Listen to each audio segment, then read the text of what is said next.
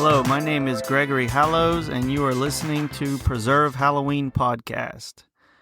This will be podcast number 3, and just want to start off with some news and some information like we do every week.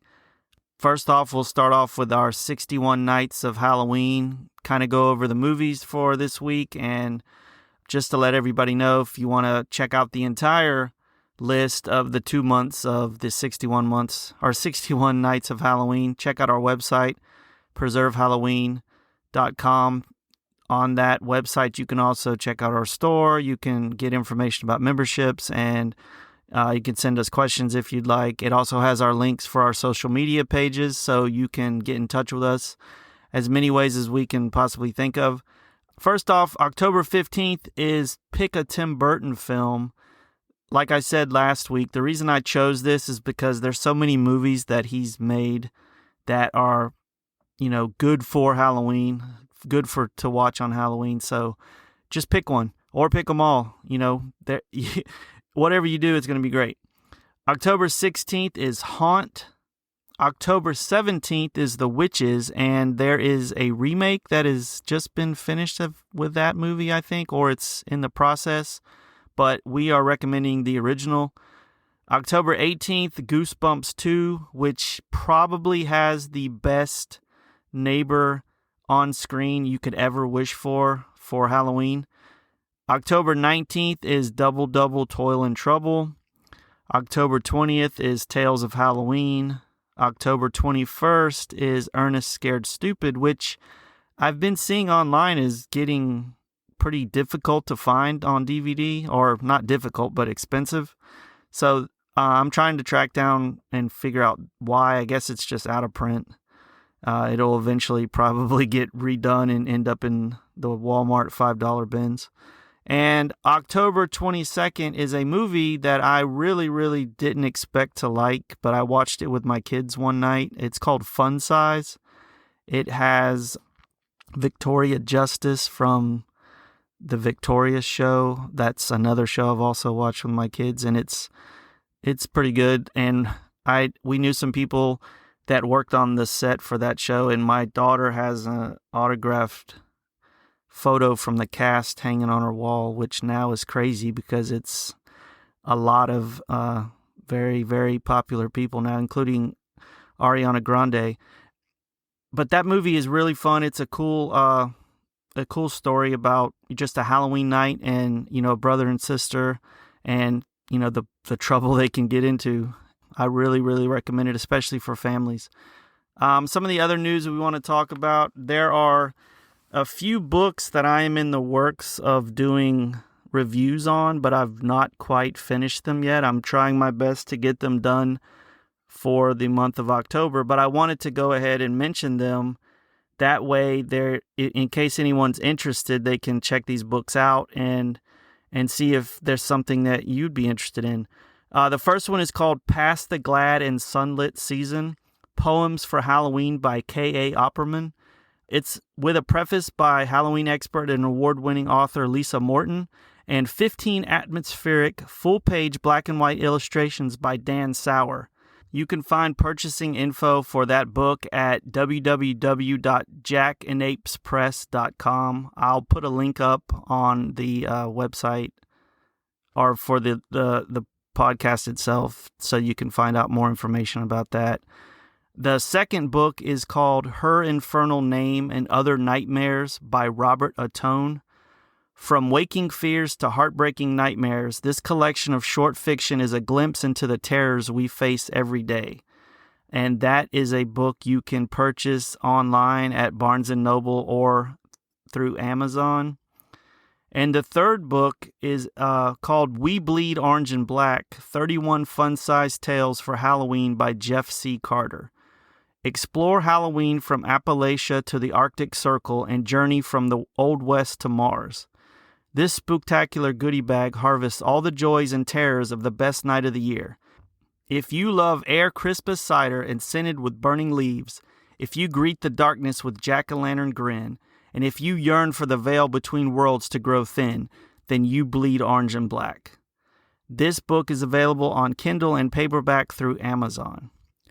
So this week we're going to be discussing candy corn, but not candy corn the plant, which is Kufia micropetala, not Candy Corn the movie that is written and directed by Josh Hasty, and it's starring PJ Souls, Tony Todd, Courtney Gaines, and our state's favorite sculptor and mask maker Justin Mabry of Trick or Treat Studios fame, but candy corn, the sweet that has a reputation for polarizing responses with articles referring to it as Halloween's most contentious sweet, one that people either love or hate, or the one I affectionately now call Satan's earwax. Deadspin points to hobos, serial murders, and Satan as the only people who like candy corn. The Takeout is driven to invoke the devil to describe candy in a candy corn debate, and BuzzFeed combines the two pariahs into one line, lists the candy as the leftover crumbs stuck in Guy Fieri's goatee, among the things that taste better than candy corn. So why all the contention, and why is it seemingly overshadowed by those who actually like the treat? First, let's go through a little history. According to Oral History and the National Confectioners Association, George Renninger first invented candy corn sometime in the 1880s while working at the Philadelphia-based Wonderly Candy Company. I don't think anyone can prove or pinpoint an exact date. I'm trying to find out, basically, see if I can track down an exact date on when this candy was made, but it seems to be an almost impossible task. So for now, we will just say sometime in the 1880s.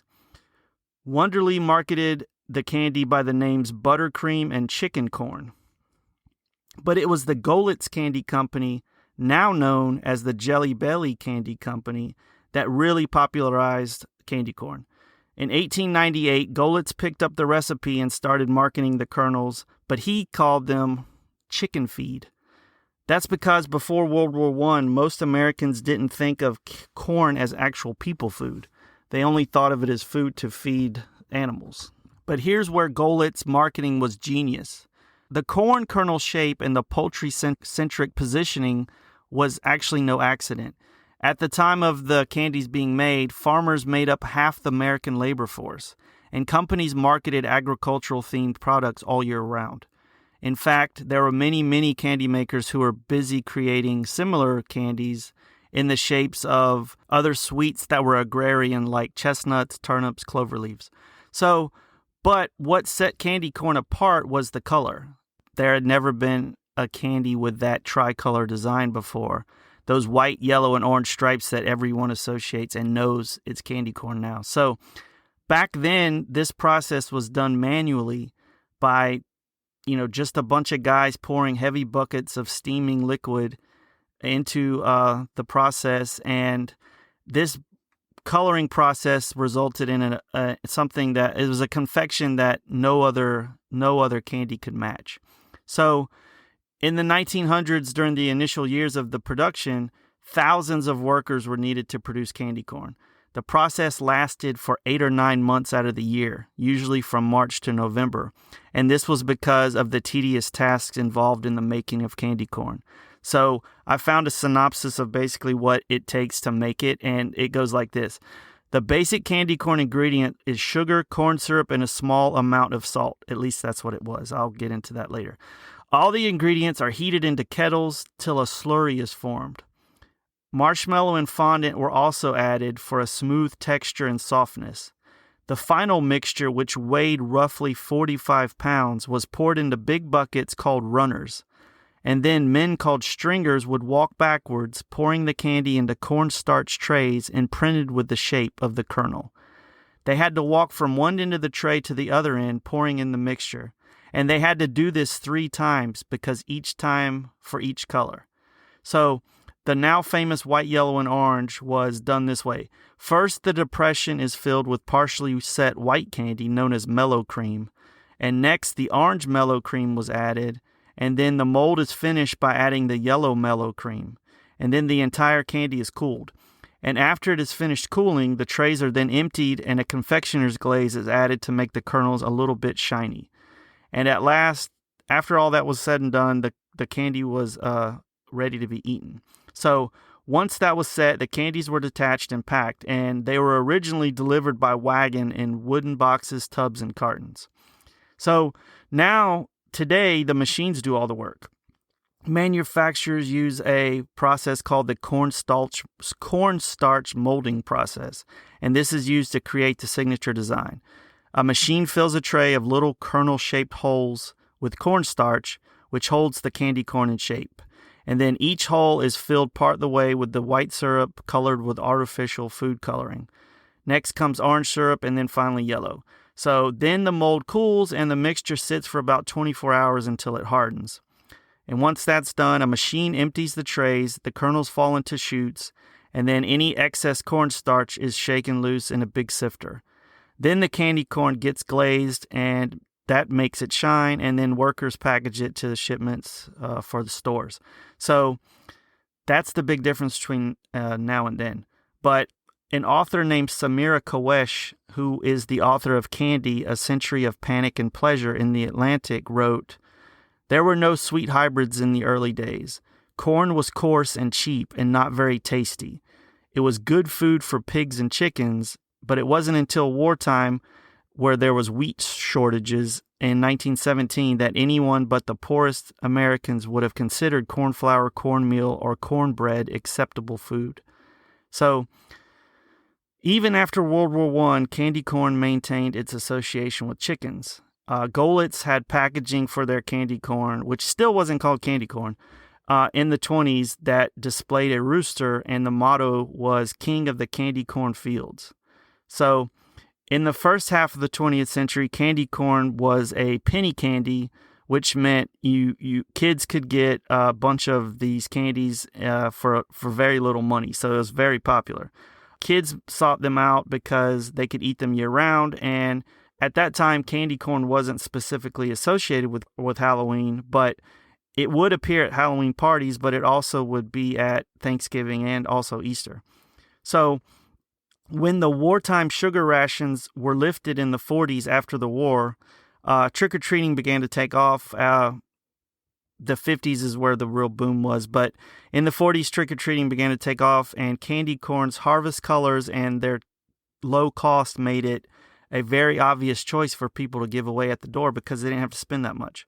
So Goelitz took advantage of this, and they started advertising candy corn much more in October, and they kind of shifted to make candy corn a treat that made Americans think of Halloween and only Halloween. So here is Kowesh again saying, "As Halloween became more and more dominated by candy beginning in the 50s, candy corn increasingly became the candy for Halloween. There was a dramatic spike in October advertising of candy corn beginning in the 50s. Other kinds of candy were advertised for Halloween too, but they were advertised just as heavily for the rest of the year." So candy corn primarily for Goelitz became a Halloween treat, at least back then. And at this time, after World War II, is when people really started calling it candy corn. Up at that time, it was the chicken feed or chicken corn. So it became such a association with Halloween that the National Geographic called candy corn was the Halloween equivalent of fruitcake. It was a holiday food that everybody had, but nobody actually ate. But I'm one of those people that doesn't like candy corn, but I know there's a lot of people that do. We did a poll last year on whether candy corn was Satan's earwax, like I've read it called, and now I've adopted it being called, or is it a sugary delight? And surprisingly to me, 68% of the people, I think, said that they thought of candy corn as a sugary delight. And I recently read, and my wife actually told me, the only way she eats it now is if she mixes it in with salted peanuts. And I don't know if that's just a Southern thing, like dipping your salted peanuts in Coke. Because, us here in the South, we do some food things differently than other parts of the country. So I don't know if that's one of those things that we just do and nobody else knows what we're talking about, or if that's something that, is all over the place. So that's one of the things I want people to let me know. Do you mix your candy corn with anything? And if you do, is one of them salted peanuts? Because that would be very interesting to me to find out. So I found this article by an author named Kate Wilski, who is a Brooklyn-based writer and candy corn enthusiast whose writing has appeared in Vice, Food 52, and Liquor.com, among other publications. This article I found was on a website called Eater.com, and I tried to paraphrase it, but it was written so well and from a perspective of someone that loves candy corn that I couldn't edit anything out of it. So I'm just going to read it word for word because it's very good. So here we go. Much like the word moist and the music of Nickelback, candy corn is a thing that's cool to hate. But here's the thing. They're all wrong. The candy corn hate is a baseless charade that denigrates one of America's oldest sweets. Most of today's popular candies came about within the past 100 years, born of candy makers at big corporations looking for a new way to make a buck. Snickers emerged in the 1930s from the massive Mars Company. M&Ms came around in the 1940s and were essentially just a copy of some other treat described as chocolate pellets. And Twix was imported from the Brits in 1979. Today, the two major candy corn manufacturers, Jelly Belly and Brock's Candy, use largely the same recipe Wonderly did back in the day: sugar and corn syrup, fondant and confectioner's wax, and various other additions, like vanilla flavor or marshmallow cream. The main difference is that the laborious hand-pouring process has been taken over by machines, which means that they can produce a lot of candy corn. According to the National Confectioners Association, American companies produce 35 million pounds or 9 billion kernels annually. But this prodigious production isn't met with an equal amount of enthusiasm. A 2013 survey from the NCA showed that only 12% of Americans think candy corn as their favorite treat, and they also included gum and mints as an option, so the competition wasn't exactly stiff. Each year, the argument against candy corn seems to spawn a new internet meme, taking on the current reigning one, which extols serving it directly in the trash since that's where it'll end up anyway. With all the candy corn produced and the apparent universal disdain for it, something doesn't add up. One of two things is true. Either people are lying about their candy corn opinions, or tons of candy corn gets thrown out each year. And both options are tragic. The first means that people are hiding their love of candy corn out of societally imposed shame. The second means that pounds of delicious treats are winding up in the garbage. Fortunately, both can be fixed with one simple solution: a nationwide embrace of the true deliciousness of candy corn. The notion that candy corn tastes bad is a lie. It's just not true. Though the primary ingredient is sugar, candy corn's flavor transcends cloying sweetness, becoming something richer and more nuanced. There's a nuttiness reminiscent of marzipan, hints of warm vanilla, a buttery flavor belied by the fact that candy corn is, as bags proudly proclaim, a fat-free candy. Then there's the texture, something a lot of people cite as their grievance with candy corn. During candy corn production, the sugar crystallizes, giving the kernels a short texture. That means they're not too chewy and just a bit crumbly, while holding their shape enough to give a good tooth sink. This short texture resembles earwax or a candle, two common comparisons, only insofar as it has a slightly waxy exterior, created by the confectioner's wax that gives candy corn its cheerful sheen. But regardless, critics should beware the logical extension of dismissing a food because its texture resembles something else. Do we hate maki because it has the texture of a rubber ball? Do we revile yogurt because it's the texture of body lotion? Do we recoil at flourless chocolate cake because it shares a texture with human waste? Leave your texture arguments at the door, please. They're invalid. Candy corn also has an evocative aspect, like Proust Madeleine. It's one of the few foods truly associated with the only one time of the year. Sure, candy canes are just for Christmas, but they taste like any old mint you grab from the hostess stand at a restaurant. Because of this, a bite of candy corn conjures this specific seasonal moment. The anticipatory energy of October, the cozy turning inward of mid-fall. A bite of a Butterfinger makes you remember only that you need to buy more floss. But I'm not here to denigrate other candies. Other candies are great. Reese's Peanut Butter Cups are the greatest candy ever made. Snickers truly do satisfy, and even tooth-destroying Butterfingers hold a unique place in my heart. My love for candy corn doesn't make me an antagonist to America's most popular treats, and the assumption that it would is at the root of America's abandonment of candy corn, and dare I say many other problems we face today. We seem to have forgotten that we can like one thing without hating another. Candy corn doesn't need to be your favorite candy or even in the top 3. But for your own taste buds, for America's candy history, to rebut societally imposed candy opinions and reject today's polarization and vitriol, you should enjoy at least a few kernels. Candy corn tastes great. If you think otherwise, your opinion is wrong. Well, I disagree with that, but that's fine. Today, while it's easy to find candy corn year-round, the National Confectioners Association estimates more than 35 million pounds of the candy sold every year. It's most prominent in October, when on the 30th, National Candy Corn Day honors the original chicken feed treat. So, October 30th is officially National Candy Corn Day, which that's news to me. I didn't realize that, but it's strange that it's the day before Halloween. Because, most days now, there's 15 or 20 holidays that you didn't realize were that day. So, kudos for them for not picking Halloween because it would have just got lost. But it's odd that it's the very day before. So, that's a very, very wonderful take on someone that loves candy corn, which I applaud them for sticking up to their opinions. But I still disagree.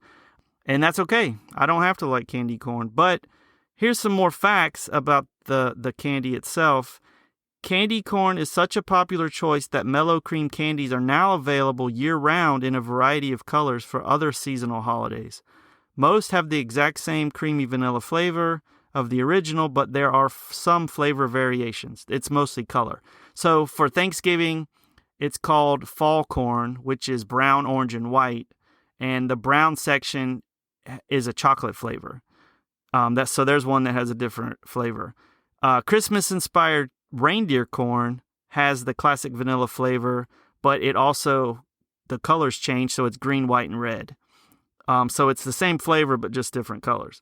And on Valentine's Day, they call it Cupid corn. It's the same flavor, but instead it's pink, red, and white. For Easter, it's called bunny corn, and the only difference is it comes in pastel colors instead of your normal Halloween, what we associate with Halloween. And they also, the other flavors that they have for seasonal candy corn is apple, pumpkin spice, and cinnamon. Maybe the change in the flavor helps it out some. I don't know. But I'm going to argue now on the side of candy corn is Satan's earwax. And I'm going to give you 9 facts that help me with that assumption. So here's the thing. Candy corn contains 12 ingredients, not the few that are touted. There are 4 different kinds of sweeteners, including sugar, corn syrup, dextrose, and honey, but it also includes the food dyes yellow 6, yellow 5, and red 3. And here's the thing about those. While yellow 6 is FDA approved, it has been found to cause tumors in animals, and both yellow 5 and yellow 6 run the risk of being contaminated by cancer-causing substances that can become cancer-causing once they've entered your body. And scientists have also found convincing evidence that red 3 causes cancer in animals. So all 3 of the food dyes to make the candy corn the color they are can possibly cause cancer. This risk led maraschino cherry makers to swap out their food dye for red 40, but the original red 3 is still used in candy corn as far as I know. That may have changed, but as of me looking this up, red 3 is still being used. And while approved for use in the U.S., the coloring yellow 5 has been linked to rare but sometimes severe allergic reactions, an outcome that could be linked to the impurities that it picks up in manufacturing. Yellow 5 has studies that link it to hyperactivity in children. So not only are kids getting nuts from eating the sugar, it might also cause them to become hyperactive. There was a study done in 2012 that convinced researchers enough that there was enough evidence of a link between artificial food coloring and children's behavior that was too substantial to dismiss. Candy corn has absolutely zero nutritional value, which is not a surprise. It is a candy. It is not a food, so that's not that big of an argument, but it's worth saying because lots of people like to use that, there's 0 calories in candy corn, which I don't think is exactly true, but there's not a lot. You can eat a bunch. It's less than most candy. This one was surprising, a lot of things have gelatin, but candy corn contains traces of animal hide and bones, but that is because it's made with gelatin, a protein made from animal sources. So it is not vegetarian like some people think. But here's the one this is the information I found out that was very surprising to me because I had no idea. The candy's hard outer coating comes from bugs. So I had to read that twice to make sure I was reading it right. Candy corn's hard coating comes from bugs, and that is listed as confectioner's glaze on the ingredients, but it's also known as lac resin, which is a coating that comes straight from lac bugs, which are bright red insects found in Asia. The coating isn't made from the bugs themselves, it comes from their incrustations, which is the larvae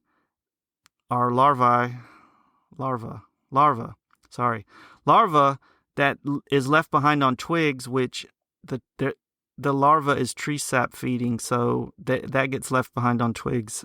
But that is what the outer shell of candy corn is made of. It is made of the tree sap feeding larva. So that's nice to know. If you've ever wondered why candy corn has the crazy shelf life it does, it is because it's got sugar in it naturally, but it also contains 70 milligrams of salt. So that explains why if you open a bag of candy corn, it can be good to eat for up to 6 months because of how much salt is in it. And the reason why it tastes the way it does, which a lot of people find hard to describe, it's because of the artificial flavoring, which artificial flavoring could be any of the 700 additives that are permitted by the Food and Drug Administration, or the 2,000 other chemicals that aren't regulated by the FDA but are sanctioned by the food industry. So they consider them safe, they're just not regulated. So those are 9 fun facts about candy corn, which makes me stick to my guns on it being Satan's earwax. I have no hard feelings against anyone who eats it, but just know what you're eating. And, it's not like candy's good for us anyway, but I would hate for someone to attack my favorite candy, Snickers, but if it had tree sap feeding bug larva in it, I would probably want to know. So anyway, that is your lesson on candy corn. So I'm going to leave the podcast today with a excerpt from K.A. Opperman's book that I mentioned before. This is called The Orange Book. Take down the book from off the dusty shelf. Yes, brush away the cobwebs carefully. A jack-o'-lantern joined by fay and elf adorns its orange cover scarefully. Take down the book of poems, charms, and spells, such as enchant in autumn all the more. The goblin book that in a whisper tells of Halloweens of old that went before. A witch's cackle echoes as you crack the cover slowly open to the page, whereon is writ in ink of cauldrons black, a rhyme recalled from childhood's youngest age.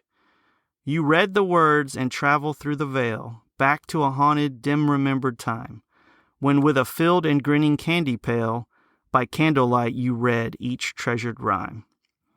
So that is a little excerpt from the book by K.A. Opperman. I will list those links for those 3 books I mentioned earlier in the information part of the podcast. I'll probably post them up on social media. I did get information from my podcast today from Southern Living, Taste Essence, Eater.com, History.com, Better Homes and Gardens, How Stuff Works, Always Treat alwaysatreat.com, and Cosmopolitan. So a pretty well-rounded podcast today. Thank you guys for listening, and preserve Halloween.